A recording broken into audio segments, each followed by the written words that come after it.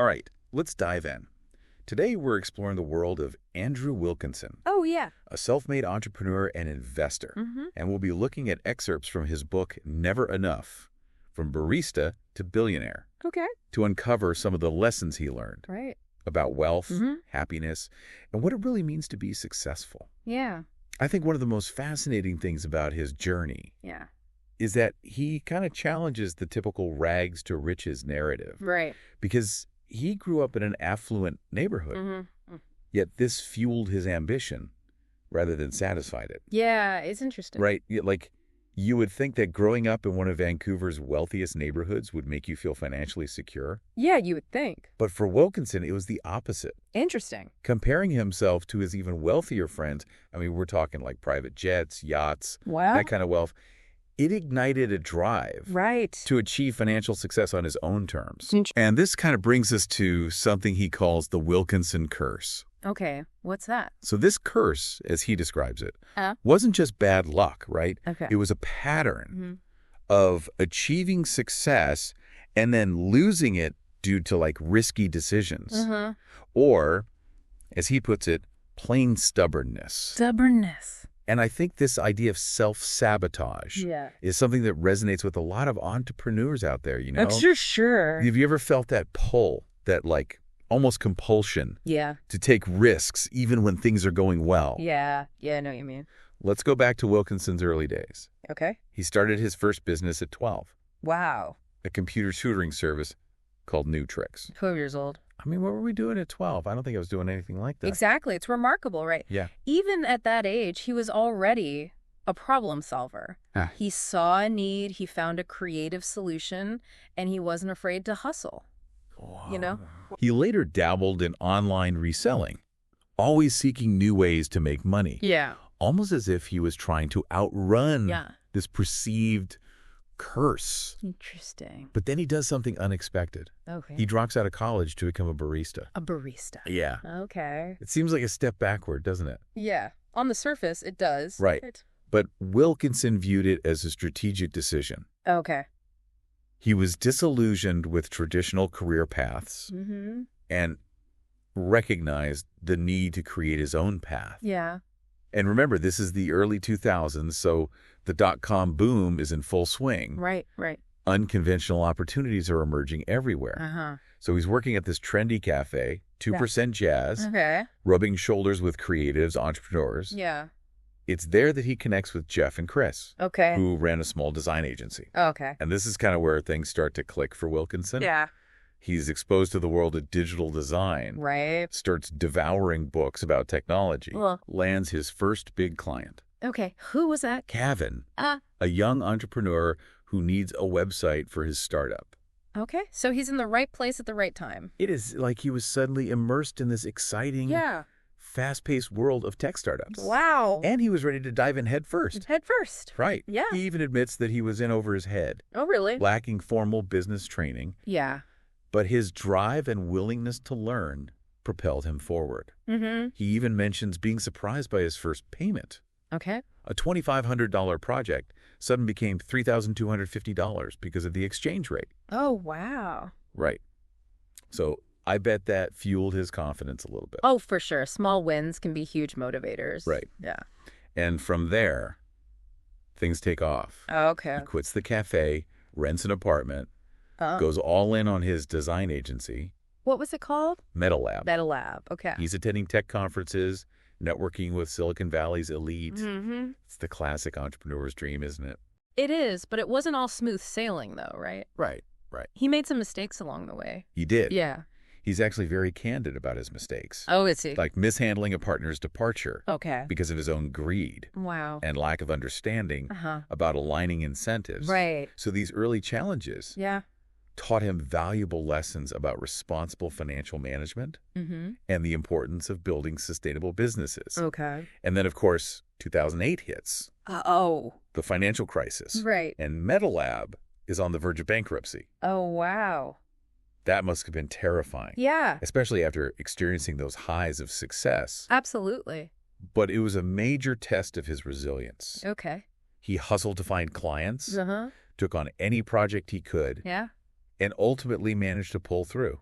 Good for him. He even credits a laser hair removal clinic in Arizona Really? with saving his business. Interesting. It's a reminder that sometimes opportunities come from the most unexpected places. For sure. Right? Yeah. But this near-death experience for MetaLab prompted a shift in Wilkinson's thinking. Okay. He was inspired by entrepreneurs like Jason and David, who ran a software company generating passive income. Passive income, okay. And this introduced him to the concept of building businesses that work for you, right, rather than you constantly working for them. Yeah, I think that resonates with a lot of people today. It does. Yeah. That desire for financial freedom. Yeah. The ability to design your own lifestyle. And it led him to explore new opportunities. Okay. Like designing themes for Shopify's marketplace. Oh, wow. Right. Yeah. He realized he could leverage his design skills to create products with recurring revenue. Smart. So it was this turning point. Okay. A shift from solely offering services to creating scalable products. He even convinced his friend Mark to relocate from Toronto to Vancouver to help him manage MetaLab while he traveled the world. So delegation is key. Delegation is key, right? Yeah. It's about trusting others to share the load, freeing yourself up to focus on the bigger picture. Yeah. And it paid off, it sounds like. It did. Good. MetaLab started generating significant profits. Okay. They were making $500,000 a year. $500,000 a year. Wow. But it's fascinating how, even then, Wilkinson was still wrestling with that. Yeah. Now what question? All right. He had achieved financial security, but he was still plagued by anxiety. Oh, yeah. And a sense that something was missing. Like he reached the top of the mountain and the view wasn't quite what he expected. It's like that feeling of reaching the top of the mountain and realizing the view isn't quite what you expected. Right. The climb itself might have been more fulfilling than the destination. Exactly. And then comes his venture into the cat furniture business. The cat furniture business. Yeah. Out of left field, right? It seems that way, but it's a crucial part of his story. Okay. He loses over $200,000 and has to shut it down. A costly lesson, but what did he learn from that experience? Well, it forced him to confront the reality that sustainable businesses require more than just a good idea. Okay. You know, it highlighted the need for market research, sound financial planning, a deep understanding of your target audience. So it wasn't just about passion. Right. It was about marrying that passion with a strategic approach. Exactly. It's a reminder that even the most successful entrepreneurs make mistakes. And it's those mistakes that often leave the most valuable lessons. Right. And this experience also kind of pushed him towards investing. Investing. And this is where his path intersects with none other than Charlie Munger. Charlie Munger. Wow. The legendary investor and partner of Warren Buffett. Okay. What an incredible turning point. So this meeting was pivotal. Okay. Wilkinson kind of transitioned from building businesses to considering acquiring them. Interesting. So imagine that shift in mindset. Yeah. Going from creating something from scratch to identifying existing value and potential. Right. Right. Yeah. And this sparked his interest in value investing. Yeah. A concept championed by Munger. Right. Which focuses on companies with strong fundamentals rather than chasing speculative trends. Right. It's like he was entering a whole new world, discovering a different approach to wealth creation. Right. And it wasn't just about the financial aspect, was it? No, it sounds like he was really drawn to Munger's wisdom. He was. Yeah. And his philosophical approach to life, it made him question his own definition of success and whether there was more to life than just chasing the next big deal. Interesting. It's fascinating how a single encounter can have such a profound impact on someone's trajectory. It is. Makes you wonder about the mentors and influencers who've shaped your own journey, right? Absolutely. But we'll have to delve into that and more in the next part of our deep dive. Sounds good. Stay tuned. All right. Welcome back. Right. Last time, we left off with Andrew Wilkinson at a crossroads, really inspired by Charlie Munger to explore the world of investing. Right. And kind of questioning his own definition of success. Yeah, like he was on the verge of a major personal transformation. Absolutely. And a key part of that shift involved his longtime CFO, Chris Sparling. Right. Chris eventually becomes his business partner. Yeah. and they formed this incredible dynamic duo. Wilkinson admits to being somewhat impulsive and even a bit of control freak. Okay. So Chris brought this much-needed sense of financial prudence and stability to the table. Yeah, their complementary skills were crucial. Yeah. Think about your own collaborations. Have you ever experienced the power of a partnership? Yeah. Yeah. Where each person's strengths balance out the other's weaknesses. Definitely. Yeah. It's like finding that missing piece of the puzzle. Exactly. Right. And for Wilkinson and Sparling, this partnership allowed them to build a portfolio of businesses. Okay. Acquiring companies like Pixel Union, a Shopify-themed developer, and tiny collection of web properties. Interesting. So it's interesting how he transitioned from creating companies to acquiring them. It is. It really demonstrates his evolving understanding of what never enough meant. It wasn't just about building from scratch anymore, but recognizing existing value and potential for growth. It's a different kind of challenge, isn't it? It is. Instead of starting with a blank canvas, you're stepping into an existing ecosystem with its own culture, challenges, and opportunities. Absolutely. And this is where Wilkinson's story takes a bit of a darker turn, wouldn't you say? Yeah. He encounters a mentor who instilled a somewhat ruthless approach to business. Right. Wilkinson even uses this disturbing metaphor of a grandma on the roof to describe this mentor's philosophy. It basically boiled down to pushing people aside to get ahead. Wow. Even if it meant sacrificing ethical considerations. It's a reminder that success can come at a cost. It can't. And it's important to be mindful of the impact our actions have on others. Does the end justify the means? Right, exactly. Right. And for Wilkinson, this experience sparked an internal conflict. Okay. He was seeing the financial results, but he began questioning whether it was worth compromising his values. It's like he was wrestling with his conscience. He was. Trying to reconcile his ambition with his desire to do the right thing. It's a struggle that many entrepreneurs face, right? Oh, absolutely. As they navigate the complexities of the business world. For sure. And this internal conflict ultimately led him to make some significant changes. Okay. He stepped back from the day-to-day operations of MetaLab, hired a new CEO, started focusing more on investing and delegating responsibilities. So he was finally embracing that passive income lifestyle he had been inspired by earlier. Right. He even takes a long vacation to Europe with his friend. Nice. Enjoying the fruits of his labor. Good for him. But even with his newfound freedom, something was still missing. Right. He hadn't fully escaped that now what question. Oh, yeah. He realized that financial success, while important, wasn't the sole answer to his search for fulfillment. Right. This is a trap so many people fall into, assuming that money will solve all their problems. Yeah. But as Wilkinson was discovering, true happiness comes from something deeper. And this brings us to his acquisition of Dribbble. Dribbble. A social network for designers. Okay. It seemed like a risky move at the time. Yeah. Considering he wasn't deeply embedded in the design community. Right. But what's remarkable is that he saw potential in Dribbble that others missed. Okay. He understood the platform's value and was willing to take a calculated risk. Yeah. He even put his own house on the line to secure financing. Wow. That's a bold move. Right. Demonstrating his conviction. It paid off, though. It did. Good. Wilkinson and his team leveraged their expertise in e-commerce and digital marketing to scale Dribbble, expanding its reach and profitability. That's smart. It's a great example of how recognizing an undervalued asset combined with the right strategies can lead to significant returns.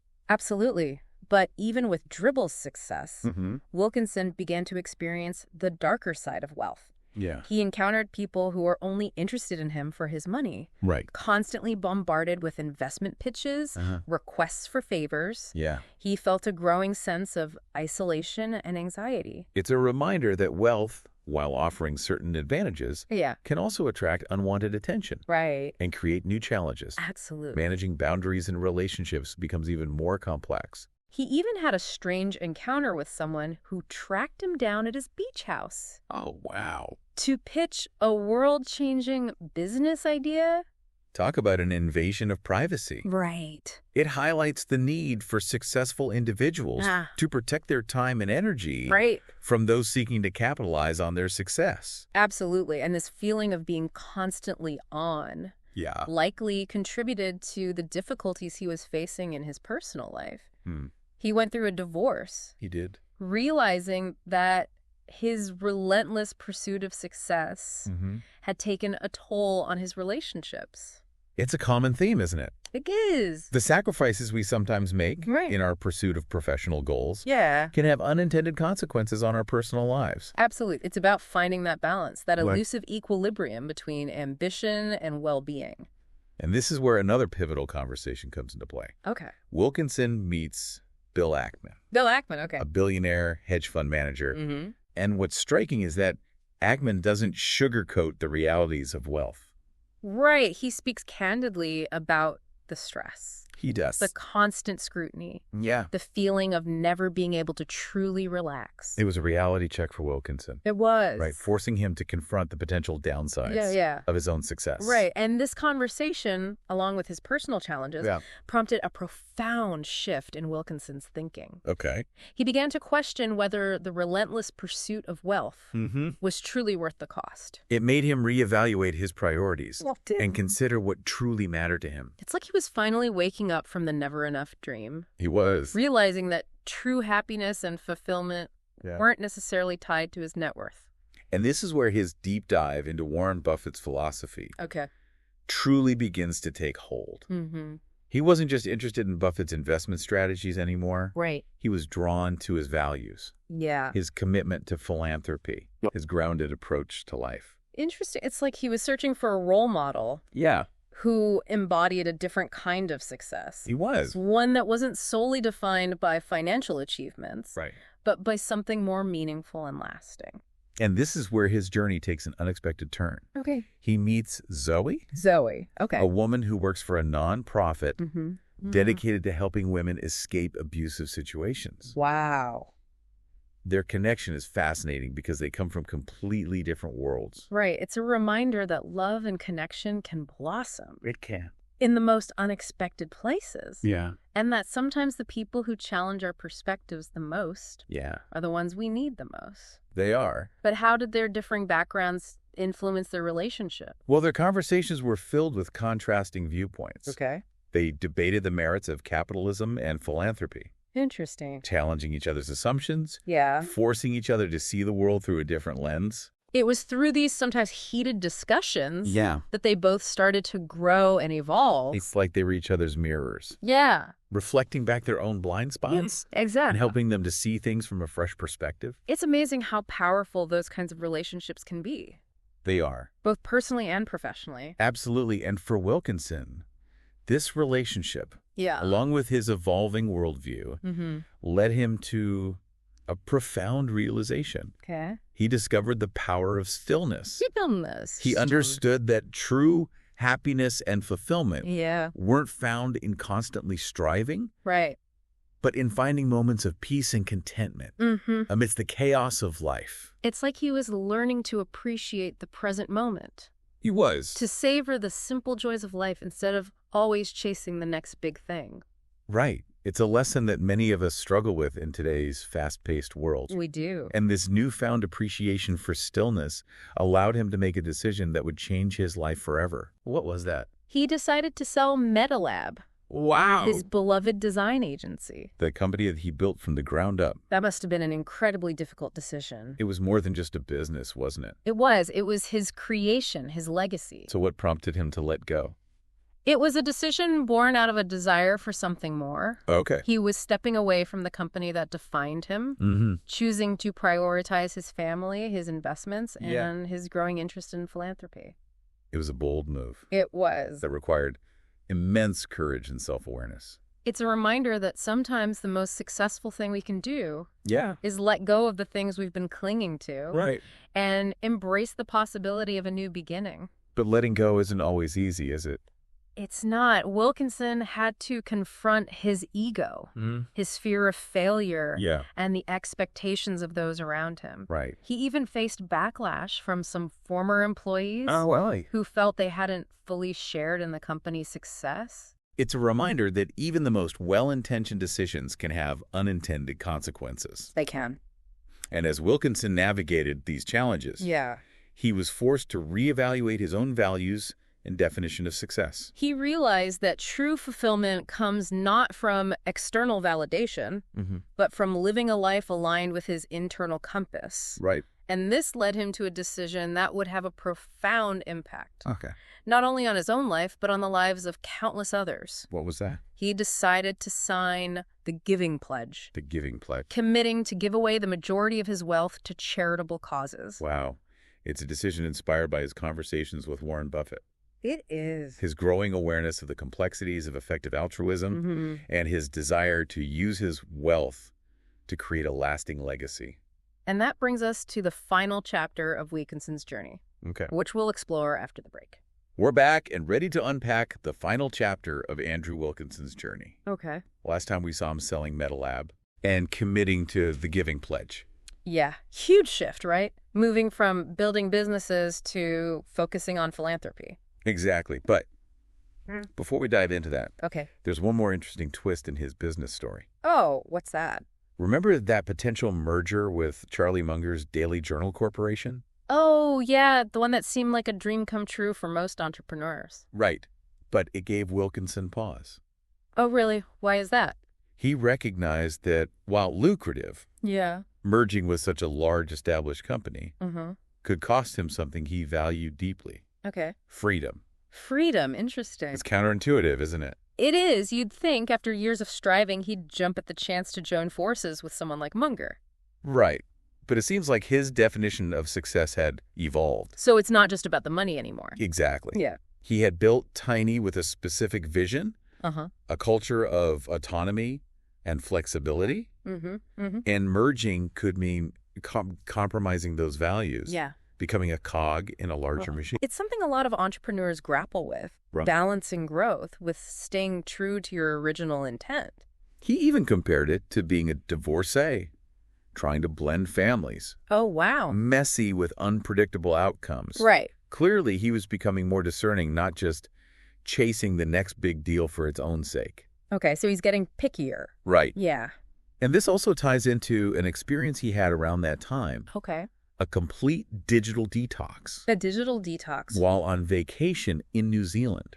Oh, wow. No email, no social media, total disconnection. So like going off the grid? Completely off the grid. Interesting. And he describes this incredible sense of peace and clarity emerging. It's like he hit the reset button. He did. Silencing all the noise and demands that come with success. It allowed him to reconnect with himself, with what truly mattered beyond the metrics of business. And it was during this time that he really wrestled with that now what question. Right. He'd achieved financial security, but still felt a sense of emptiness. Right. A yearning for something more. And this is a common experience, not just for the ultra-wealthy. Right. But for anyone who achieves a long-sought goal. Yeah, there's often a letdown. There is. A sense of, okay, what now? Exactly. And for Wilkinson, this kind of led him back to philanthropy. Okay.